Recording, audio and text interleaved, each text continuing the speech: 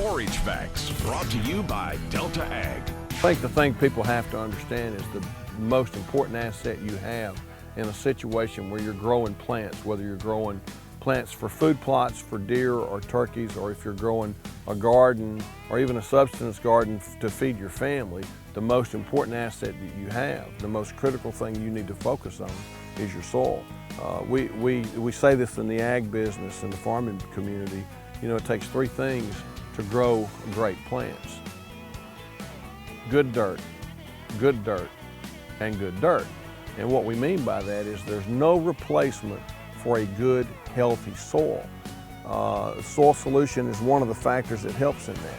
The other thing is chiseling and breaking your ground and opening pores of the soil so that rains that come can be stored in the subsoil to help grow a crop for later. This past July, what we did, we went in and we made the decision to bush hog the old residue down, disc it in. We actually bush hogged it, we let it sit for about a week, we disked it in, and then after that, we applied our soil solution and came back and we chiseled it. The reason that we put the DeltAg soil solution in is really the reason that we developed the product, I think like in 1988 or 89.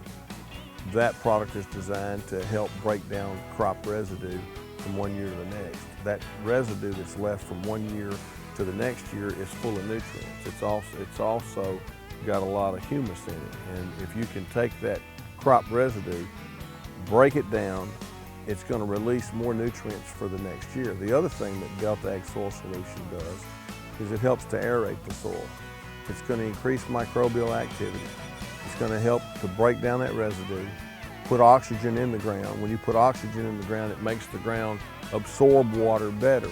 So now you've got a soil that holds water better, more like a sponge than like concrete. And you've got a healthier environment for a root system to develop. So we try to get out a couple of months before planting.